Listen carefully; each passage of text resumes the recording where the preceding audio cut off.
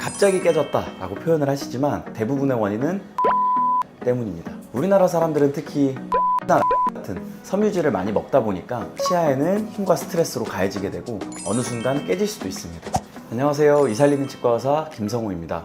생각보다 우리 주변에 넘어져서 치아가 깨진 경우가 많은 것 같더라고요. 치과에서는 이걸 외상으로 인한 치아 파절 이렇게 얘기하는데요. 치아가 갑작스럽게 강한 힘을 받아서 금이 가거나 부러지는 걸 말해요. 이런 외상으로 인한 치아 파절은 일상 중에 많이 발생하는데요. 응급실에서 근무하다 보면 술에 취해 넘어져서 오시는 분들이 정말 많아요. 특히 최근에는 전동 킥보드 많잖아요. 그거 타다가 넘어지시는 분들도 많으니까 항상 조심해서 다니시길 바라겠습니다. 아주 적은 충격에도 치아가 갑자기 깨지는 경우들이 있어요. 이런 경우에 환자분들은 갑자기 깨졌다 라고 표현을 하시지만 대부분의 원인은 피로 파절 때문입니다. 과도한 스트레스로 몸이나 정신이 지치고 피곤하면 피로하다 이렇게 표현하잖아요. 피로 파절 역시 치아에 반복적으로 스트레스나 힘이 가해져서 치아가 피곤해진 상태를 얘기해요. 그러다 보면 이게 누적이 됐을 때 치아에 금이 가거나 깨지게 되는 것을 말하는데요. 이렇게 외부에 쾅 부딪혀서 생기는 충격과 달리 자기도 모르는 사이에 서서히 진행되고 주로 어금니 쪽에서 보이는 것이 특징입니다. 치아를 매일 쓸 수밖에 없잖아요. 우리나라 사람들은 특히 김치나 나물 같은 섬유질을 많이 먹다 보니까 이런 저강도의 질긴 음식들이 치아에는 힘과 스트레스로 가해지게 되고 어느 순간 깨질 수도 있습니다. 그리고 수면 중에 이갈이 하시는 분들도 정말 많은데요. 이 이갈이가 치아에는 정말 안 좋습니다. 치아는 이렇게 옆으로 갈리는 힘에는 되게 약해요. 특히 자는 동안에는 힘 조절도 되지 않아서 평소 씹는 힘의 3배에 달하는 힘이 작용하기 때문에 치아에는 가장 최악입니다.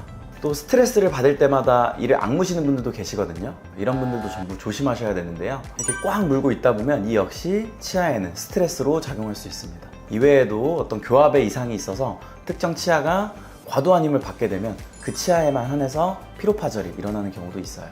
범랑질은 치아의 가장 바깥층으로 단단한 구조이기 때문에 이 부위만 깨지거나 실금이 가면은 대부분 통증은 없어요. 근데 이게 진행이 돼서 상아질까지 도달하게 되면 여기서부터는 신경이 연결되어 있기 때문에 시리거나 통증이 나타나게 되고 이 상아질을 지나서 치수, 즉 신경까지 깊게 파절됐다면 씹을 때마다 아주 찌릿하고 시큰한 통증이 나타나게 됩니다. 가장 첫 단계로 볼 수 있는 범랑질이 깨졌다면 그나마 다행이에요. 그래서 이 깨진 부위를 치아 색상과 유사한 레진으로 간단하게 메우는 정도로 치료를 마무리할 수가 있습니다. 다만 이 비용이 저렴하고 치료 방법이 간단하긴 한데 레진은 이 재료 자체가 굳으면서 수축하는 성질이 있기 때문에 시간이 지나면 틈새가 생기거나 결합력이 약해져서 떨어지거나 2차 충치가 생기는 단점이 있어요. 상아질까지 파절이 진행된 경우에는 일레이 혹은 치아를 완전히 감싸는 크라운 치료를 받게 되고 보존적인 치료를 받고 싶다 하는 경우에는 미니쉬라는 치료도 고려해 볼 수 있겠습니다. 크라운은 원래 잘 권하시지 않은 치료로 알고 있는데 꼭 크라운을 해야 할까요? 크라운이 내구성이 강하기도 하고 치과계에서 되게 오랫동안 해온 좋은 치료인 거는 맞는데 이 기본적인 치료 방식이 치아를 씌워야 하다 보니까 이 부분만 문제가 있더라도 이 나머지 부분까지 다 삭제해야 되는 문제가 있거든요. 자연 치아의 보존을 중요하게 생각하는 치과 의사 입장에서는 권하기에는 조심스럽긴 합니다.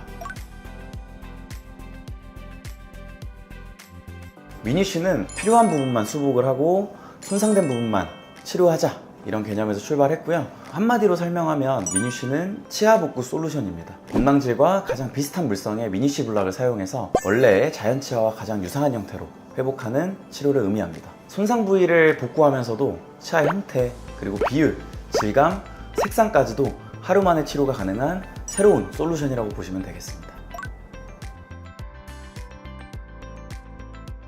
신경까지 파절이 된 경우에는 세 번째 단계로 보는데요. 신경이 즉시 구강 내 세균에 감염되기 때문에 심한 통증이 발생하기도 하고 특히 뜨겁거나 차가운 자극에 굉장히 민감해져요. 이때 이제 신경치료를 진행해야 되는데요. 손상된 신경 조직을 제거하고 치아 내부를 깨끗하게 소독한 뒤에 다시 수복을 해주는데요. 이 신경치료가 마른 신경치료인데 실제로는 신경을 제거하는 과정이기 때문에 치아 입장에서는 죽어가는 과정이나 다름이 없어요. 더 진행되게 되면 치아 뿌리까지 쪼개지게 되는데요.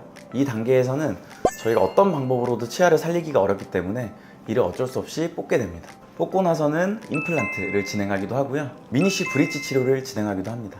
임플란트랑 달리 미니쉬 브릿지는 생소하신 분들도 많으실 텐데요. 기존의 브릿지 치료는 양옆의 치아를 돌려 깎아서 거기에 치아를 끼우는 치료였어요. 양 옆에 멀쩡한 치아 2개까지도 많이 깎아야 되기 때문에 삭제량이 많아진다는 단점이 있었는데요. 이 미니쉬 브릿지 치료는 이 옆에 치아를 최소한으로 깎으면서도 이 비어있는 치아를 메꿀 수 있어서 기존의 브릿지 한계를 극복한 새로운 치료법입니다.